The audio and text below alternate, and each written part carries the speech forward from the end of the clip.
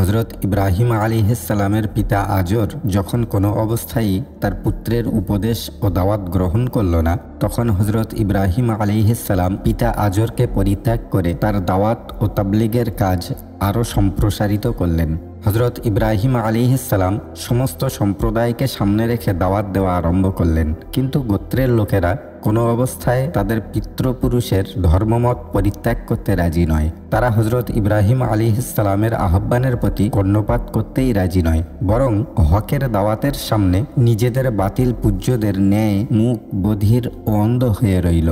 কুরআনের ভাষায় ওয়ালাহুম আ'য়ুনুল লা ইউবসিরুনা বিহা ওয়ালাহুম আযানুল লা ইয়াসমাউনা বিহা উলাইকা কাল আনআমি বাল হুম আদাল উলাইকা হুমুল গাফিলুন।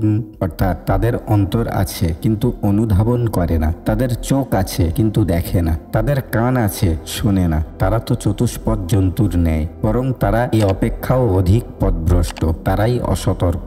যখন হযরত ইব্রাহিম আলাইহিস সালাম খুব জোর দিয়ে তাদেরকে জিজ্ঞাসা করলেন, তোমরা বলো তো দেখি, তোমরা যাদের পূজা করো তারা কি তোমাদের কোনো উপকার বা অপকার করতে পারে? তারা বলে, আমরা এসব বিতর্কে জড়াতে চাই না, আমরা শুধু এটুকু জানি যে আমাদের পূর্বপুরুষরা এদের উপাসনা করে আসছে, আমরাও তাই করছি। অতঃপর হযরত ইব্রাহিম আলাইহিস সালাম এক বিশেষ পন্থায় তাদেরকে আল্লাহর দিকে মনোযোগ আকর্ষণ করতে চেষ্টা করেন।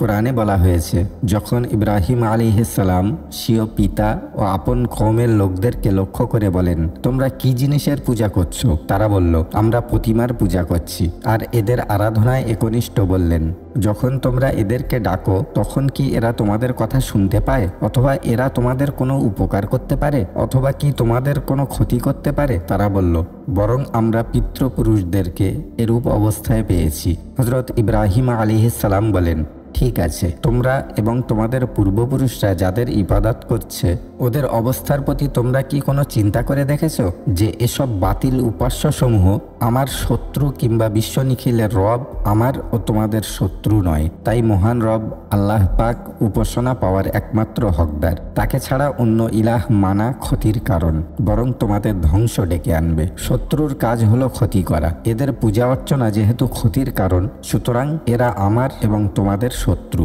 কিন্তু আমি মহাবিশ্বের স্রষ্টা ও রব আল্লাহর উপাসনা করতে তোমাদের আহ্বান করছি। অতঃপর হযরত ইব্রাহিম আলাইহিস সালাম মহান আল্লাহর কতগুলি গুণাবলীর কথা গোত্রের লোকদের সামনে তুলে ধরে তাদেরকে একথা বোঝাতে চেষ্টা করেছেন যে উপাসনা পাওয়ার যোগ্য একমাত্র ওই মহান সত্তা যার সাথে এ সকল গুণ রয়েছে, আর তোমরা নিজের হাতে গড়া যেসব প্রতিমার উপাসনা করছো এরা তো ওই সকল গুণের অধিকারী নয়, সুতরাং কেমন করে এরা তোমাদের উপাসনা পাওয়ার যোগ্য হতে পারে? কোরআনের ভাষায় আল্লাযী খালাকানি ফাহুয়া ইয়াহদিন ওয়াল্লাযী হুয়া ইউতঈমুনি ওয়া ইয়াসকিন ওয়া ইযা মারিদতু ফাহুয়া ইয়াশফিন ওয়াল্লাযী ইউমীতুনি সুম্মা ইউহয়িন ওয়াল্লাযী আতমাউ আন ইয়াগফিরা লি খতীআতি ইয়াওমাদ্দিন। অর্থাৎ তিনি আমাকে সৃষ্টি করেছেন, অতঃপর তিনি আমাকে পথ দেখিয়েছেন, আর তিনি পানাহার করাচ্ছেন, অসুস্থ হলে তিনি আরোগ্য করেন, তিনি আমার মৃত্যু দেন আবার জীবিত করবেন, আর তিনি এমন এক সত্তা যার কাছে আশা রাখি যে হিসাব নিকাশের দিনে আমার গুনাহ ক্ষমা করবেন।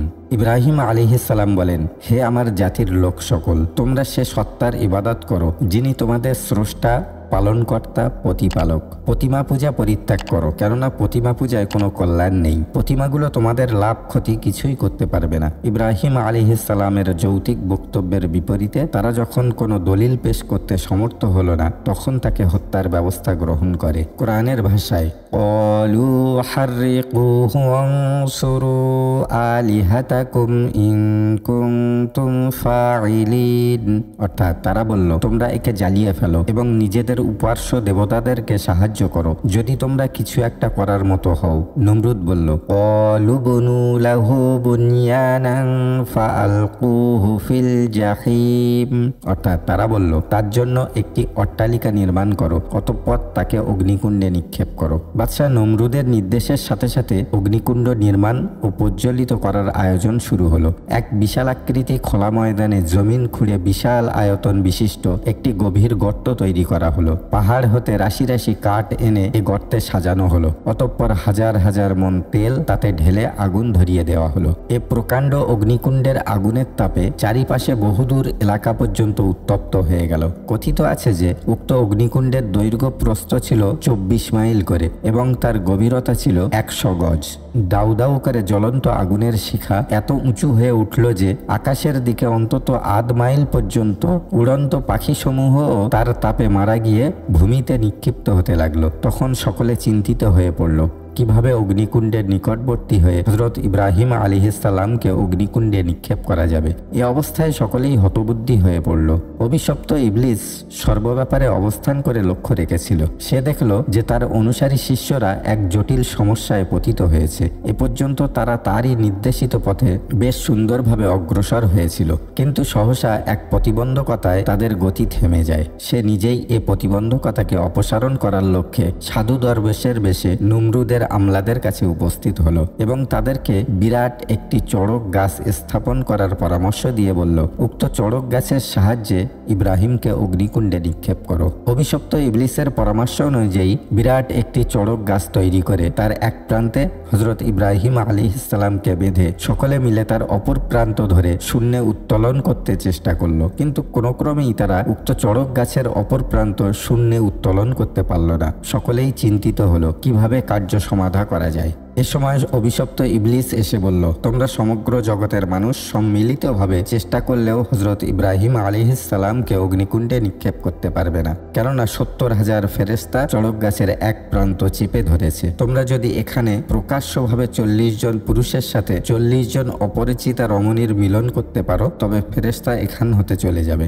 তখন তোমরা অতি সহজেই ইব্রাহিম আলাইহিসসালামকে শূন্যে তুলে অগ্নিকুণ্ডে নিক্ষেপ করতে পারবে। ইবলিসের এ জঘন্য কুপরামর্শ অনুযায়ী অগণিত লোকের সম্মুখে প্রকাশ্যে সেভাবে 40 জন পুরুষের সাথে 40 জন রমণীর মিলন ঘটানো হলো। এ জঘন্য অপকর্ম সংগঠিত হওয়ার সাথে সাথে পূর্ণমান ফেরেশতার সেখানে হতে চলে গেল। আর এ সুযোগে নমরুদের কর্মচারীরা চড়ক গাছ শূন্যে উত্তোলন করে হযরত ইব্রাহিম আলাইহিসসালামকে অগ্নিকুণ্ডে নিক্ষেপ করল। কথিত আছে যে কাফেররা যখন ইব্রাহিম আলাইহিসসালামকে অগ্নিকুণ্ডে নিক্ষেপ করতে উদ্যত হয়েছিল, তখন এদের সাথে হযরত ইব্রাহিম আলাইহিসসালামের মূর্তিপূজক পিতা আজরও সামিল ছিল, কেননা সে তার পুত্রের উপরে অত্যন্ত অসন্তুষ্ট ছিল। এ দৃশ্য দেখে হযরত ইব্রাহিম আলাইহিসসালাম আল্লাহর দরবারে ফরিয়াদ করেন, হে আমার রব, আজ আমার প্রাণ হনন কার্যে স্বয়ং আমার জন্মদাতা পিতা পর্যন্ত শরিক হয়েছে, সুতরাং আমাকে সাহায্য করার আজ আপনি ব্যতীত আর কেউ নেই।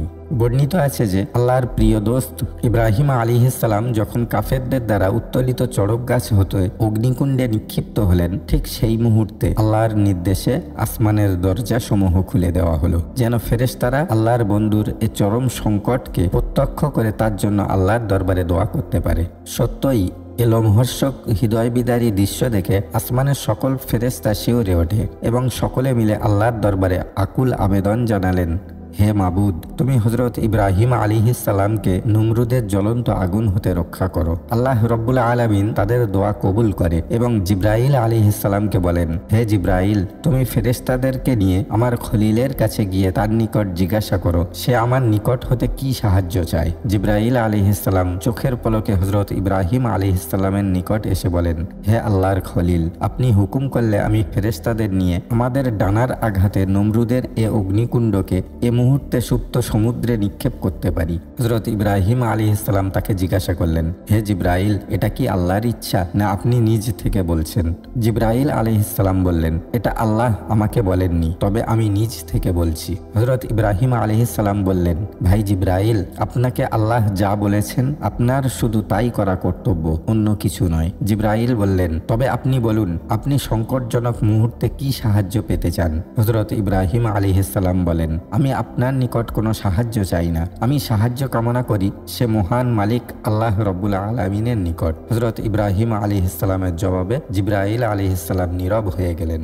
এদিকে হযরত ইব্রাহিম আলাইহিসসালাম এতক্ষণে আগুনের প্রায় নিকটবর্তী হয়ে গিয়েছিলেন। এখন কেবলমাত্র পরস্পরের স্পর্শ হওয়াটুকু বাকি। কিন্তু ঠিক শেষ মুহূর্তে আল্লাহ পাক বজ্র নির্ঘোষে আওয়াজে বললেন, ইয়া নারু কুনি বারদাও ওয়া সালামান আলা ইব্রাহিম ওয়া আরাদু বিহি কাইদান ফাজআলনাহুমুল আখসারিন।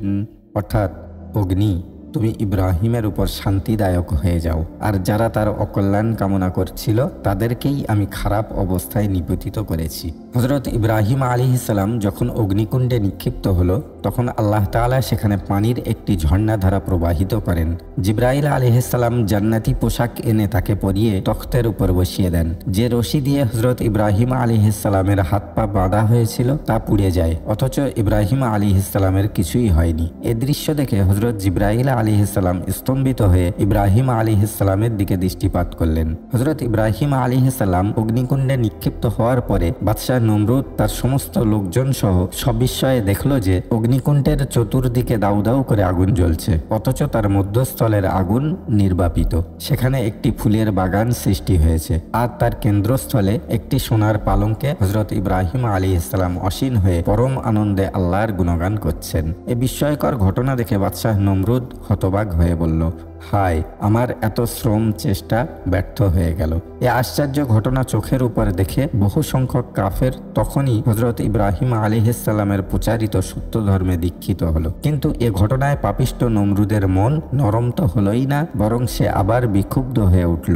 সে হজরত ইব্রাহিম আলাইহিস সালামকে হত্যা করার জন্য ভিন্ন পন্থায় পুনরায় উদ্যোগী হলো। সে তার লোক লস্করকে বলল যে ইব্রাহিমকে আগুনে না জ্বালালেও আমরা ইব্রাহিমকে অন্যভাবে হত্যা করব। তোমরা সবাই তাকে লক্ষ্য করে চতুর্দিক থেকে বড় বড় পাথরখণ্ড নিক্ষেপ করতে থাকো, দেখি এখন ইব্রাহিম কিসের জোরে নিজেকে বাঁচায়। নমরুদের নির্দেশে তার লোক লস্কর হজরত ইব্রাহিম আলাইহিস সালামের উপর বৃষ্টির মতো পাথরখণ্ড বর্ষণ করতে থাকে, কিন্তু আল্লাহর অসীম কুদরতে একটি পাথরখণ্ডও তার নিকট পৌঁছালো না। পাথরখণ্ডগুলি সর্বত্রই বাতাসের সাথে শূন্যে ভাসতে লাগলো। নমরুদ এবার তার চেষ্টা ব্যর্থ হলো দেখে হজরত ইব্রাহিম আলাইহিস সালামকে লক্ষ্য করে বলল, হে ইব্রাহিম, এতক্ষণে আমার মনে হচ্ছে যে তোমার আল্লাহ সত্যিই অদ্বিতীয় ও তিনি অসীম ক্ষমতাধর, তিনি যা ইচ্ছা তাই করতে পারেন। এবার আমি তোমার আল্লাহর উপরে ঈমান আনতে প্রস্তুত, তবে আমার একটি শর্ত আছে, তা তোমার নিকট বলবো। তার পূর্বে তুমি ওখান থেকে বেরিয়ে এসে আমার নিকটে এসো। হজরত ইব্রাহিম আলাইহিস সালাম বের হয়ে নমরুদের নিকট এসে বলেন, বলো তুমি আল্লাহর উপর ঈমান আনতে কি শর্ত প্রয়োগ করতে চাও? নমরুদ বলল, আমি তোমার সামনেই আল্লাহর নামে 1,04,000 উট, দুম্বা, বকরি এবং গাভী কোরবানি করব। তারপর আমি আমার খাজানজি খানাগুলো হতে 20টি খাজানজি খানার সমস্ত স্বর্ণ ও রৌপ্য আল্লাহকে উপহার দেব। তার নিকট আমার দাবি, শুধু আমি তার ধর্মে দীক্ষা গ্রহণ। আমার এ সমস্ত উপঢৌকন প্রদান করলে তিনি তোমাকে যে রূপ কেরামতি দিয়েছেন আমাকে তদ্রূপ কেরামতি দান করবেন, যার বদৌলতে তুমি আমাদের সকলকে বিস্মিত করে দিয়েছ। নমরুদের কথা শুনে হজরত ইব্রাহিম আলাইহিস সালাম বললেন, তুমি আমার মহান আল্লাহর সম্পর্কে কোনো ধারণাই করতে পারোনি। তিনি কারো নিকট হতে কোনোরূপ রিশওয়াত গ্রহণ করেন না। তিনি যাকে দান করেন তার নিকট থেকে তার বদলে কোনো কিছুই তিনি গ্রহণ করেন না। আরে হে অবুঝ বাদশাহ, তুমি যে তাকে উপহার বা উপঢৌকন দিতে চাও, তুমি কি জানো সে মাল ও দৌলত কার? এ সম্পদ কি তোমার? তুমি কোথায় এসব পেয়েছো? এগুলো তো সবই তোমার প্রতি তার করুণা। তুমি যে এ বিশাল ভূখণ্ডের অধিপতি হয়েছো তাও কেবল তারই করুণা। তার করুণা না হলে তুমি এর কোনো কিছুরই মালিক হতে না, নিজেকে বাদশাহ বলে প্রকাশ করতে পারতে না। এ পর্যন্ত বলে ইব্রাহিম আলাইহিস সালাম নিজের গৃহে চলে গেলেন। এদিকে বাদশাহ নমরুদ তার কথাগুলো শুনে চিন্তায় পড়ে গেল। সে ভাবতে লাগলো, ইব্রাহিমের কথাগুলো তো অত্যন্ত পরিষ্কার, কোনো জড়তা বা অস্পষ্টতা নেই তার কোনো কথায়। নিশ্চয়ই সে তার অদৃশ্য আল্লাহ প্রদত্ত ক্ষমতা বলেই এত শক্তিমান। আমি তো তার সাথে কোনোদিন কোনো কথায়, কোনো যুক্তিতে বা শক্তিতে পেরে উঠব না, তবু কেন তার সে আল্লাহর উপরে বিশ্বাস আনব না? যেই ভাবা সেই কাজ। অমনি সে উঠে তার প্রধান উজিরের কাছে গিয়ে ব্যস্ততার সাথে বলল, উজির, চলো আমরা ইব্রাহিমের নিকট গিয়ে তার খাঁটি ধর্মের দীক্ষা গ্রহণ করি। নমরুদের প্রধান উজিরের অন্তরে পাপ ও আল্লাহর সাথে অবাধ্যতা এমনভাবে মিশে গিয়েছিল যে সেখানে পুণ্যের সামান্য লেশটুকু ঢুকবার কোনো পথ ছিল না। সে বাদশার এ ভাবান্তর লক্ষ্য করে তাকে নানাভাবে অমূলক কথা দ্বারা প্রবোধ দিতে শুরু করলো যে, জাহাপনা, আপনি হজরত ইব্রাহিমের আগুন হতে বাঁচিয়ে থাকায় খুবই গুরুত্ব প্রদান করছেন। আসলে এই ব্যাপারটি মোটেই গুরুত্বপূর্ণ নয়। ইব্রাহিম প্রকাশ্যে যদি নিরাকার খোদার কথা মুখে বলতো, সে ছিল আগুনের উপাসক। আমি অতি বিশ্বস্ত সূত্রে এ তথ্য উদ্ঘাটন করেছি। আগুনের ভক্ত এবং উপাসক বলেই সে আগুনের দ্বারা পুড়ে যায়নি। সুতরাং আপনি তার ছলনায় ভুলে যদি নিজের ইজ্জত সম্মান বিসর্জন দিয়ে কিছু একটা করে বসেন, তা হবে আপনার ভবিষ্যতের অনুশোচনার একমাত্র কারণ। তাছাড়া সমগ্র রাজ্যের প্রজারা যেখানে আপনাকে প্রভু হিসাবে পূজা করে, সেখানে আপনি নিজে যদি কল্পিত কাউকে নিজের রব বলে স্বীকার করেন, তবে আপনি দেশের প্রজা সাধারণের নিকট মুখ রাখবেন কি করে? আর এতকালের ভূমিকা সম্পর্কেই বা তাদের কি বলবেন? কাজেই একটু ভেবে চিন্তে সিদ্ধান্ত নেওয়া কি ঠিক নয়? উজিরের বক্তব্যে নমরুদের পরিবর্তিত মনের অবস্থা আবার পূর্বের মতো হলো। তার আর আল্লাহর অনুগত্য করা হলো না। নমরুদ সে নমরুদই থেকে গেল।